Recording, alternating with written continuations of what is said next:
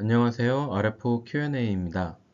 오늘은 스미스 차트에 대해서 살펴보도록 하겠습니다. 우선 스미스 차트에 대한 기본 개론을 살펴보고요. 임피던스 차트와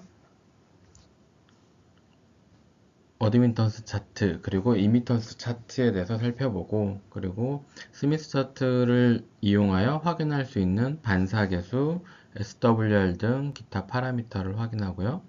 마지막으로 임피던스 정압에 사용되는 스터브 원리에 대해서 살펴보도록 하겠습니다.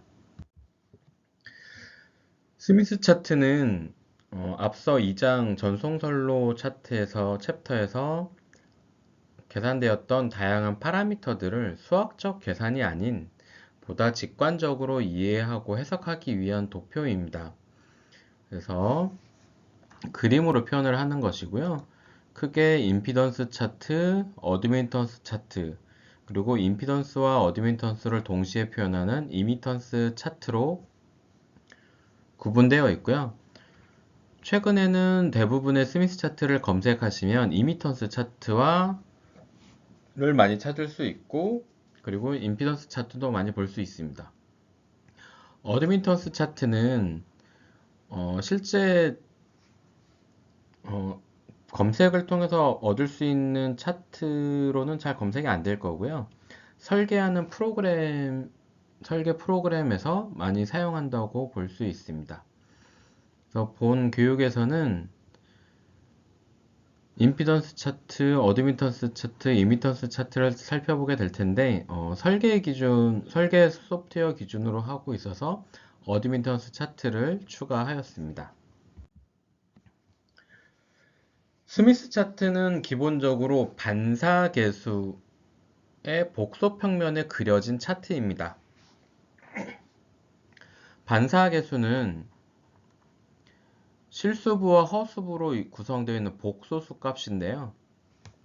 그래서 반사계수에 대한 축을 수평축은 실수축, 그리고 수직축은 허수축으로 구성되어 있는 XY 좌표계로 표현이 되는데, 복소수다 보니까 이제 실수축과 허수축인 표현하기도 하고요.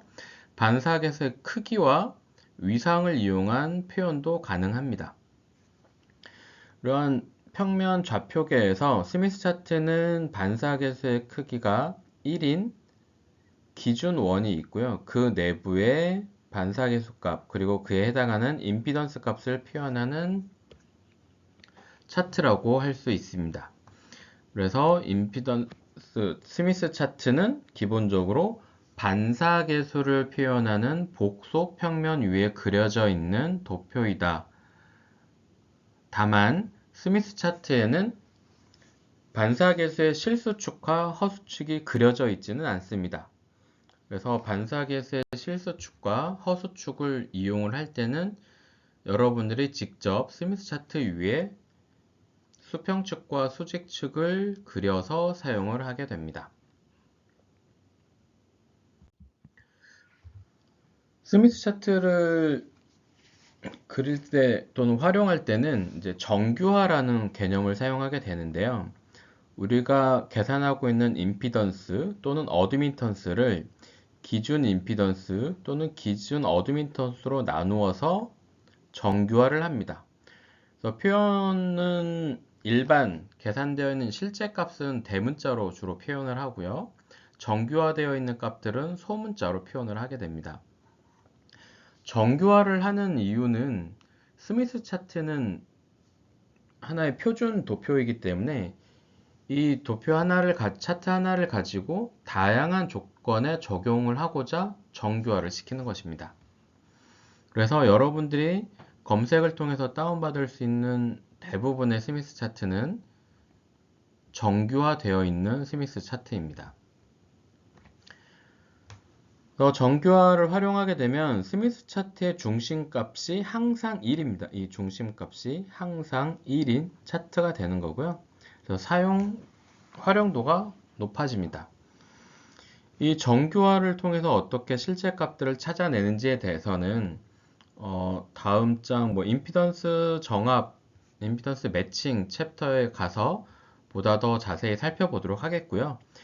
이번 영상에서는 주로 스미스 차트는 이런 원리로 그려진다, 이런 원리로 활용된다 중심으로 만들도록 하겠습니다. 첫 번째, 임피던스 차트를 먼저 살펴보도록 하겠습니다. 정규화 임피던스를 반사계수로 변환하여 반사계수 복속 평면에 표현한다. 그게 이제 임피던스 차트를 활용하는 건데요. 반사계수와 임피던스 관계는 이와 같은 관계를 가지고 있고, 이때 Z0는 전송선로의 특성 임피던스 또는 기준 임피던스가 될 텐데요. 기준 임피던스로 임피던스를 나누면 반사계수는 정규화된 임피던스로 이와 같이 수식으로 정리되고요. 정규화 임피던스에 대한 저항과 리액턴스 성분, 그리고 반사계수의 실수부 U와 허수부 V의 관계식을 대입을 하게 되면 원의 방정식으로 저항과 반사계수의 실수부, 허수부의 관계가 형성되는데요. 이를 저항원의 방정식이라고 얘기를 합니다. 리액턴스인 X가 없고 저항인 R만 있는 방정식이죠. 그래서 저항값, r 값에 따라서 반사계수의 실수부 U와 허수부 V의 자치를 그리게 되면 스미스 차트에서 저항의 원을 그릴 수 있습니다. 그래서 센터를 지나는 R이 정규화된 저항이 1인 원이 이렇게 있고요. 1보다 큰 저항은 보다 작은 원으로 그려지고요. 1보다 작은 저항 값들은 큰 원으로 그려지고 최외곽 원은 저항이 0입니다. 그리고 저항이 무한대인 경우는 오른쪽 끝 점에 해당됩니다. 그래서 스미스 차트에서는 저항을 0부터 무한대까지 표현을 하게 됩니다. 다음은 리액턴스인 X와 반사계수의 관계를 정리를 해보면 이와 같이 또 다른 리액턴스의 원의 방정식이 성립이 되고요. 이거를 다시 원을 그리게 되면 리액턴스 X가 0부터 마이너스 값으로 증가하는 아래쪽 원과 0부터 플러스 무한대로 증가하는 위쪽 원으로 나누어지게 됩니다. 원래 원의 방정식이기 때문에 실제 리액턴스 원도 이렇게 원을 그려져야만 하는데요. 우리가 스미스 차트에서 다루게 되는 값들은 저항이 0에서 무한대 값 사이입니다. 즉, 이 최외곽 원을 벗어나는 리액턴스 값들은 저항이 음수인 경우이기 때문에 회로 해석에 해당하지 않습니다. 물론 좀 더 뒤에 응용 분야에 가면 음의 정수도 표현하긴 하지만 여기서 다루게 되는 저항, 인덕터, 캐패시터는 항에서는 저항은 항상 양수, 0 또는 양수이기 때문에 이 최외곽원 내부의 값들만 관심을 갖습니다. 그래서 이 리액턴스 원 중에 최외곽원의 바깥 부분은 삭제를 합니다. 그럼 스미스 차트는 어떻게 그려지느냐? 앞서 그려진 저항원과 리액턴스 원을 합쳐서 그리면 임피던스 차트가 그려지게 됩니다. 이때 임피던스 값은 저항원과 리액턴스 원의 교차점의 점을 읽으면 정규화된 임피던스를 알 수 있습니다. 그렇기 위해서 이제 임피던스 차트를 활용하는 거고요. 그 값을, 임피던스 값을 반사계수를 활용해서 U 값과 V의 좌표축을 이용해서 읽게 되면 반사계수 값을 알게 되고요. 이 차트를 통해서 반사계수와 임피던스를 동시에 확인할 수 있게 되는 것입니다. 어드미턴스인 경우는 같은 방법으로 적용을 하면 되는데요. 반사계수와 임피던스의 관계식은 이와 같고 임피던스와 어드미턴스 관계가 역수관계이기 때문에 어드미턴스를 이용한 반사계수의 수식은 이와 같이 변경이 되죠. 그리고 여기서 마찬가지 기준 어드미턴스인 y0로 분모 분자를 다 나눠서 정리를 하면 1 플러스 y분의 1 마이너스 y라는 어드미턴스로 정교화된 어드미턴스로 반사계수를 표현할 수 있습니다. 이때 정교화 어드미턴스와 반사계수 수식을 대입을 해서 정리를 하면 일단 컨덕턴스, 어드미턴스의 실수부인 컨덕턴스에 대한 반사계수의 관계식을 표현되는 컨덕턴스 원의 방정식이 나오게 되고요. 이를 도표에다 표시하면 이와 같이 컨덕턴스의 원이 그려지게 됩니다. 저항원은 오른쪽 끝이 저항이 무한대여서 왼쪽으로 저항이 제로인 값으로 가면서 원이 그려졌는데요. 컨덕턴스는 반대로 왼쪽 끝이 무한대고 오른쪽 끝이 제로입니다. 왜? 저항이 무한대이면 역수는 컨덕턴스가 제로인 거고요. 저항이 제로이면 역수인 컨덕턴스는 무한대이기 때문에 저항원과 컨덕턴스 원이 서로 반대로 그려지게 됩니다. 다음은 서셉턴스, 어드미턴스의 허수부인 서셉턴스에 관련된 원의 방정식은 이와 같이 나오게 되고요. 마찬가지로 차트를 그려보면 이와 같이 형성됩니다. 위쪽은 마이너스 서셉턴스 영역이 되는 거고요. 그래서 서셉턴스 제로로부터 마이너스 무한대까지 원이 그려지고 아래쪽은 플러스 서셉턴스로 제로부터 플러스 서셉턴스 값이 커지게 됩니다. 서셉턴스의 원 마찬가지 컨덕턴스가 1인 원 외부는 컨덕턴스가 제로인 원 외부는 음의 컨덕턴스 값이기 때문에 관심 영역 밖이어서 그 외부에 서셉턴스 원은 그리지 않습니다. 컨덕턴스 원과 서셉턴스 원을 합치면 이와 같이 어드미턴스 차트가 그려지게 됩니다. 임피던스 차트와 마찬가지로 컨덕턴스 원과 서셉턴스 원의 교차점을 찍으면 정교화된 어드미턴스 값을 구할 수 있고요. 이 평면이 반사계수의 복소 평면이기 때문에 그 U와 V 관계를 이용해서 정교화된 어드미턴스의 반사계수 값을 구할 수 있게 됩니다.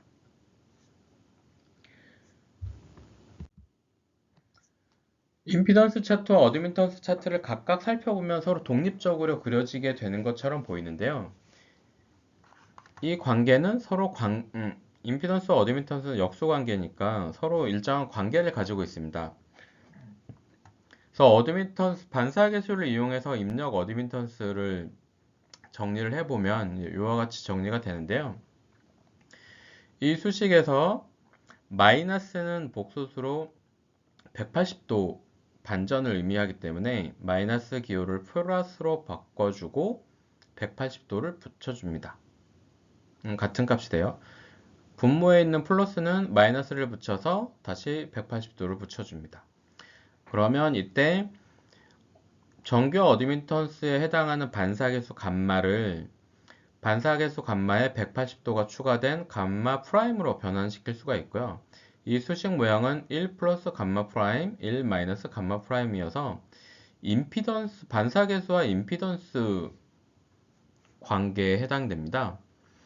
즉, 어드미턴스를 180도 회전시키면 임피던스 값을 찾을 수 있다.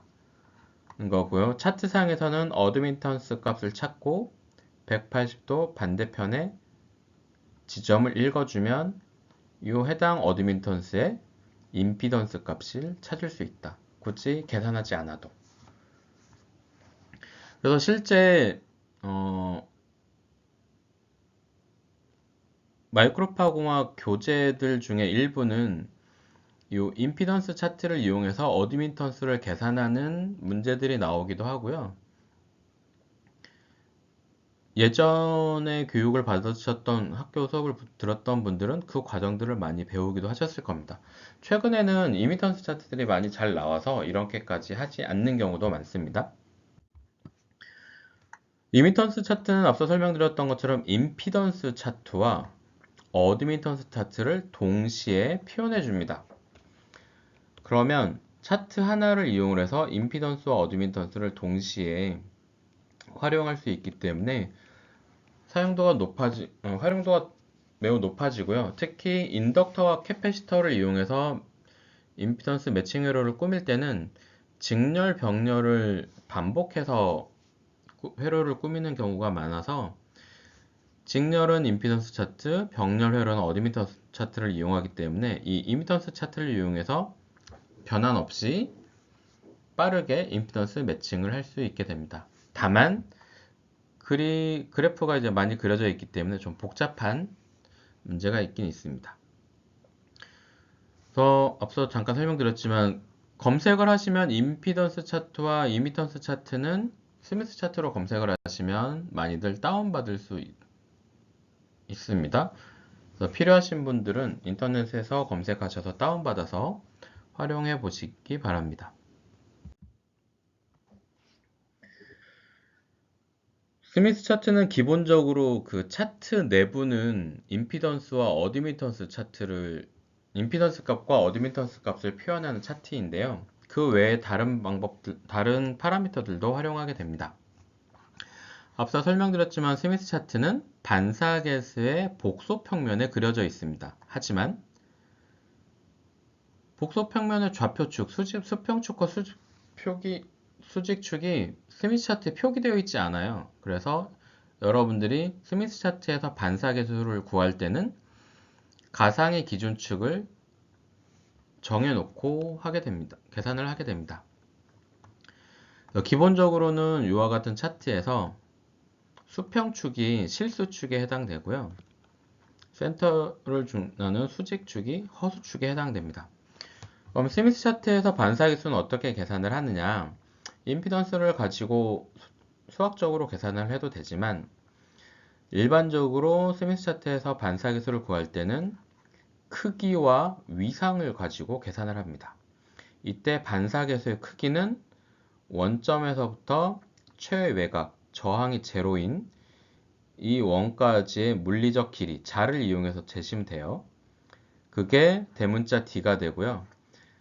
그리고 내가 찾고자 하는 임피던스 지점까지의 거리, 원점에서 그 지점까지의 거리, 소문자 D로 표현된 이 거리의 비율이 반사계수의 크기가 됩니다. 이렇게 해서 계산할 수 있는 이유는 이 전체 스미스 차트의 비율이 항상 일정하게 유지되어 있기 때문에 실제 여러분들이 다운받아서 출력하게 되는 스미스 차트가 A4 용지 크기일 수도 있고 A4 용지의 절반 크기일 수도 있고 반대로 A4 용지 2배 크기가 될 수도 있는데 어떠한 축적을 가지고 비율을 가지고 출력을 하더라도 이 대문자 D분의 소문자 D의 거리를 이용을 하면 반사계수의 크기를 계산을 할 수 있습니다. 그래서 스미스 차트에서 반사계수는 이 원점이 반사계수가 제로가 되는 거고요. 소문자 D가 제로니까.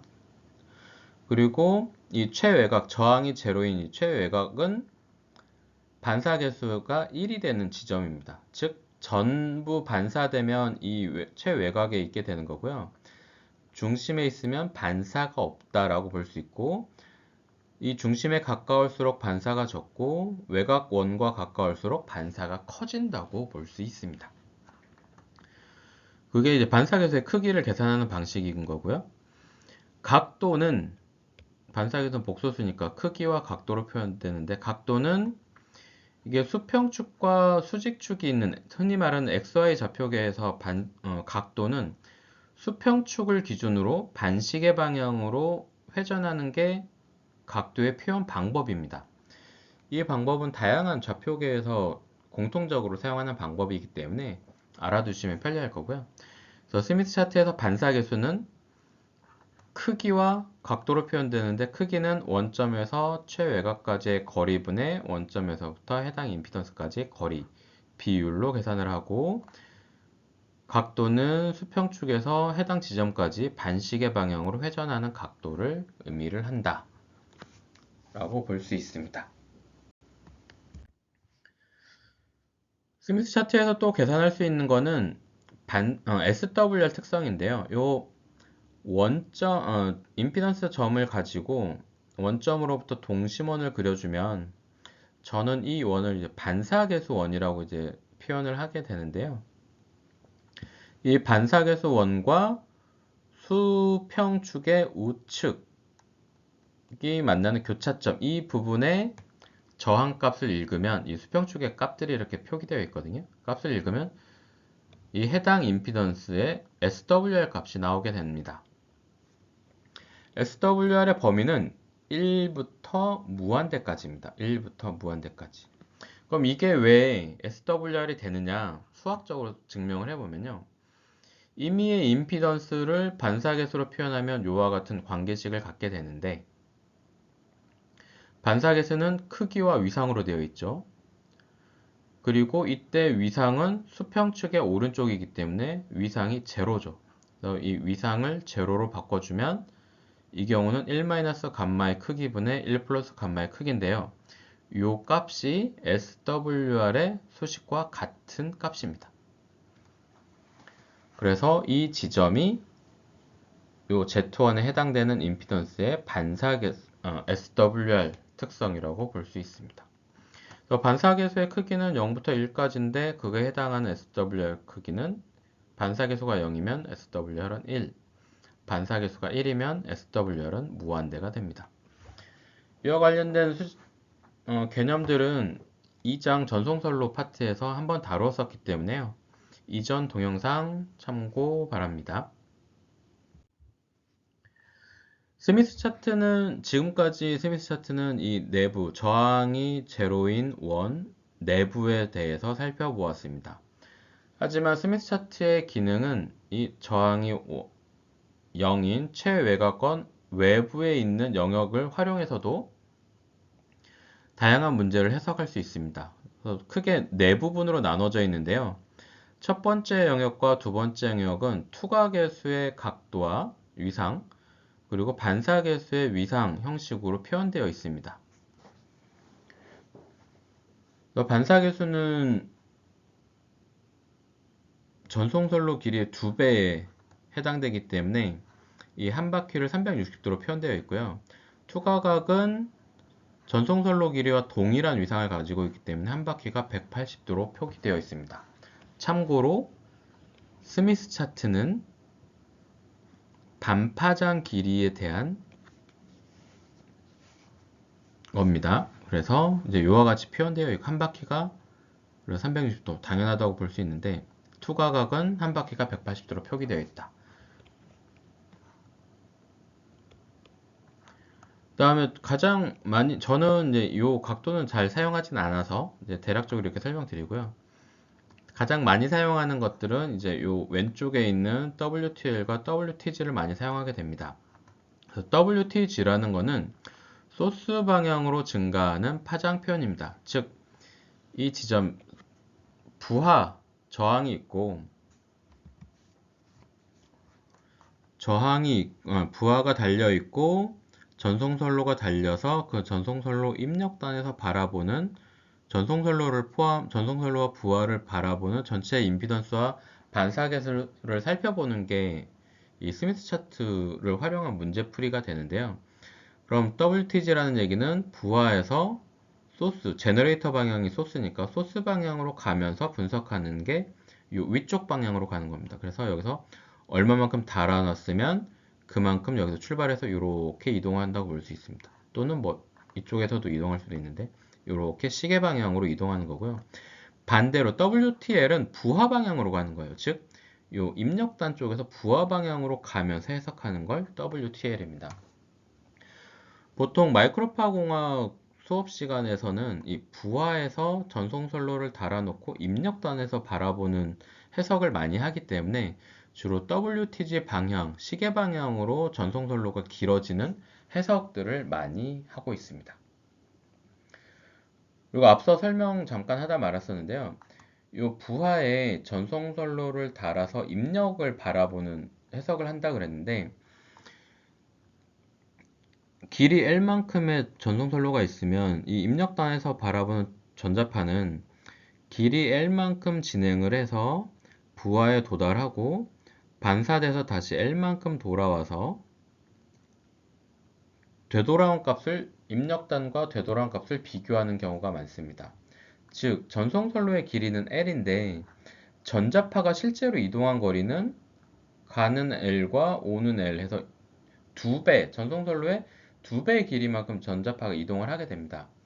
그래서 반사파에 대해서 다룰 때는 전송선로 길이의 2배를 해석을 하는 거고요. 앞서 설명드렸던 투과파 같은 경우는 L만큼 진행해서 넘어가 버리기 때문에 전송선로 길이만큼만 해석을 하는 거예요. 그래서 스미스 차트는 기본적으로 반사계수의 복소평면에 있잖아요. 즉 반사되는 값 기준으로 해석을 많이 하는 겁니다. 그러다 보니 길이 L에 대한 2배 길이만큼의 해석을 하게 되는 거예요.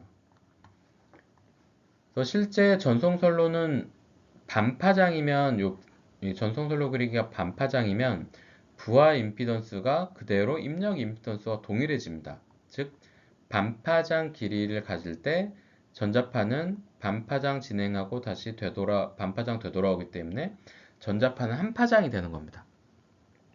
전자파는 삼각함수로 해석 특성을 가지고 있어서 한 파장마다 위상이 동일해지거든요. 그래서 돌아오면 한 파장, 근데 물리적 길이는 반파장이다. 이렇게 볼 수 있습니다. 예제를 한번 살펴보도록 하겠습니다. 이 예제는 주로 그 2장에서 앞선 영상에서 살펴봤던 2장에서 바라보는 수학적으로 계산하는 값이랑 계산해서 한번 비교를 해보시기 바랍니다. 부하 임피던스가 30 플러스 J15ohm으로 되어 있고요. 전송선로 길이가 0.3 람다만큼 달려 있습니다. 그때 입력단은 어떻게 되느냐인데요. 제일 먼저 스미스 차트를 문제 풀이할 때 제일 먼저 하는 건 무엇이다? 바로 임피던스의 정규화입니다.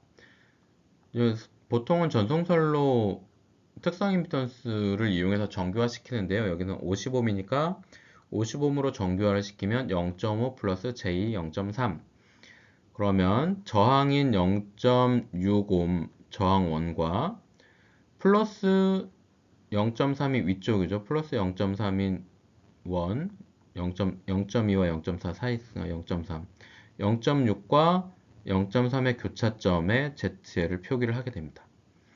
그리고 원점을 중심으로 이 부하 임피던스에 대한 동심원을 그려줍니다. 이 동심원을 저는 반사계수원이라고 부릅니다. 제일 먼저 계산할 수 있는 건 SWR 값이죠. SWR 값은 무엇이다? 반사계수원과 스미스 차트 수평축의 우측 교차점 이 지점을 읽으면 SWR은 약 1.8이 됩니다. 수학적으로 직접 한번 계산해 보시기 바랍니다. 얼마나 이제 편차가 있는지. 부하 반사계수 값은 이제 살펴볼게요. 부하 반사계수는 원점에서부터 저항이 제로인 이 원까지의 거리 분의 원점부터 부하 임피던스까지 거리를 하는 거예요.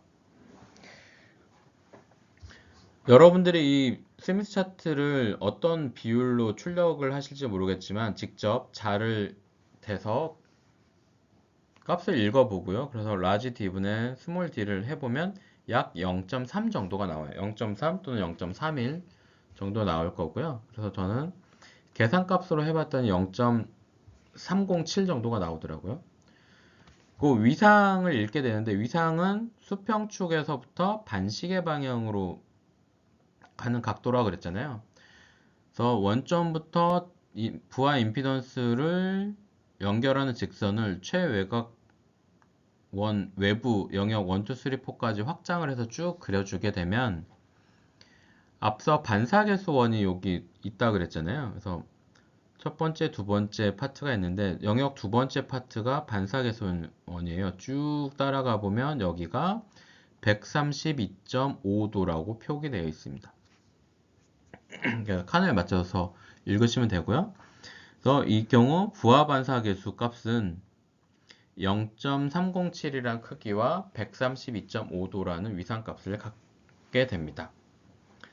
이게 맞는지는 앞서 계산되어 있던 부하 임피던스와 반사계수의 관계식에 대입해서 한번 수학적으로 계산해서 비교를 해보세요. 다음 입력 반사계수는 어떻게 계산을 하느냐? 부하 임피던스가 여기 있잖아요. 부하 임피던스가 여기 있습니다. 전송선로를 앞에 0.3 람다만큼 달았어요. 어느 방향으로? 소스 방향, 제너레이터 방향으로 달렸습니다. 그래서 이 부하에서 제너레이터 방향은 어느 쪽이라고 그랬죠? 여기 영역 네 번째 보면 오른 시계 방향으로 제너레이터 방향 WTG 방향으로 이렇게 이동을 합니다. 그럼 어떻게 활용을 하느냐? 원점부터 부하 임피던스까지 쭉 연장한 곳에 보면은 이 제너레이터 방향 값에 네 번째 영역인데 읽어보면 0.066 정도의 값이 나와요. 그럼 여기다 0.3 람다를 추가한 거잖아요. 그러면 0.3 람다 추가하면 0.366이 되겠죠. 그래서 쭉 돌아서 네 번째 영역 제너레이터 방향으로 값을 읽으면서 쭉 돌아오면 이곳이 0.366 값이 돼요. 그럼 0.366을 체크를 하고 원점부터 0.366까지 직선을 그려줍니다. 그리고 이 직선과 앞서 그려놓았던 반사계수 원의 교차점, 이 부분이 입력 반사계수가 돼요. 입력 반사계수는 크기는 동심원이기 때문에 크기는 같죠. 스몰 d가 같기 때문에 라지 d는 차트가 동일하니까 같고, 반사계수원은 원점에부터 반지름이 같으니까 같겠죠. 그래서 입력 반사계수와 부하 반사계수의 크기가 동일하다라는 원리도 여기서 이제 적용되는 걸 알 수 있겠고요. 그럼 크기는 0.307, 위상은 어디냐? 위상은 아까 반사계수의 위상은 두 번째 영역의 위상값을 보라 그랬죠. 그래서 이쪽으로 가면은 132.5도고 반대편으로 가면 이곳에 마이너스 38.5라고 되어 있어요. 그래서 마이너스 38.5. 입력 반사계수를 계산을 한 거고요. 입력 임피던스는 여기에는 요 차트 내부의 값을 읽으면 돼요. 네, 값을 읽으면 실수분은 약 0.88 정도가 되고요. 허수분은 차트 아래쪽이니까 마이너스 0.59.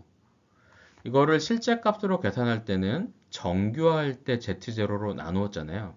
실제 값으로 복원할 때는 Z0를 곱해주면 됩니다. 곱하면 44 마이너스 J0, J29.5ohm이 됩니다. 그래서 차트를 이용을 해서 부하에 0.3 람다 전송선로가 걸렸을 때 입력단에서 바라본 임피던스와 반사계수를 계산할 수 있는 겁니다.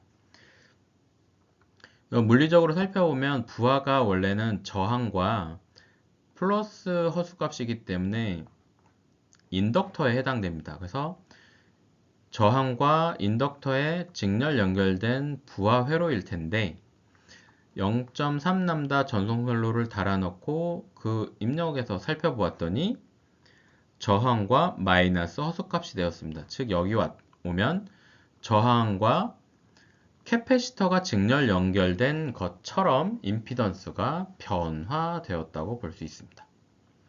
스미스 차트를 이용해서 이와 같은 문제들을 이제 풀 수 있다는 예제인 거고요.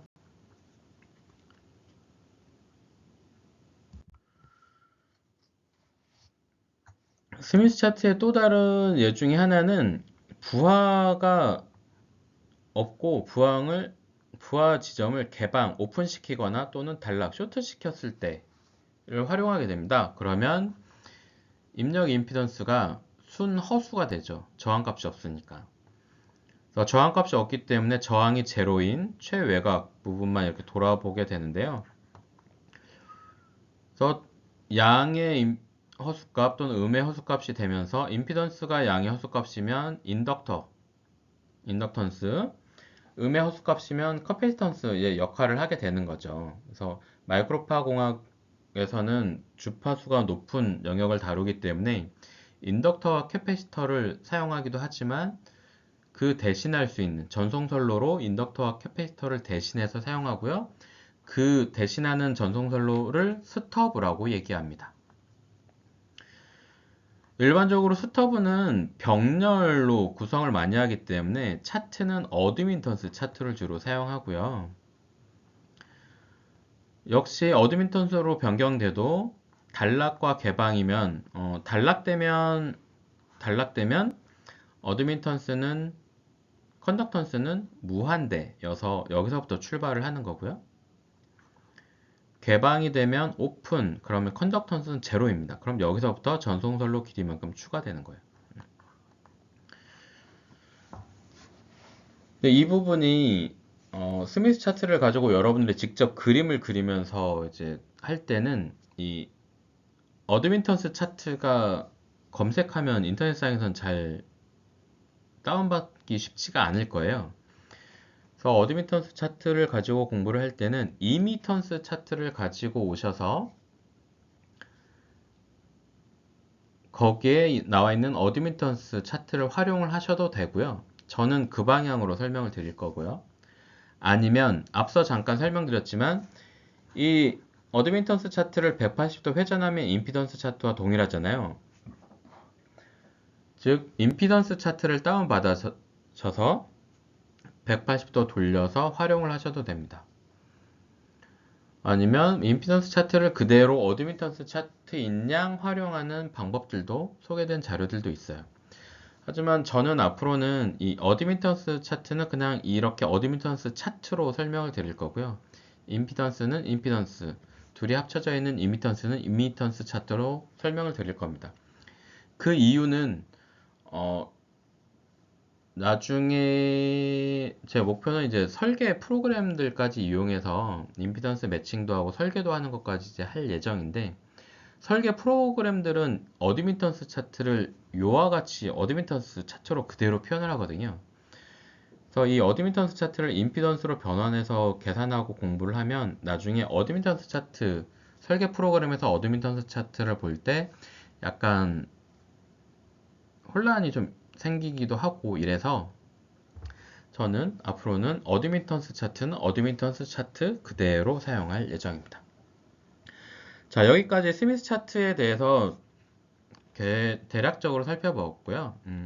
이 스미스 차트를 가장 많이 활용하는 부분이 이제 임피던스 매칭 부분인데요. 다음 영상에서는 임피던스 매칭에 대해서 보다 자세히 살펴보도록 하고 그러면서 스미스 차트의 활용도에 대해서도 좀 더 높여보도록 하겠습니다. 네, 이상 오늘 영상 마치도록 하겠습니다. 감사합니다.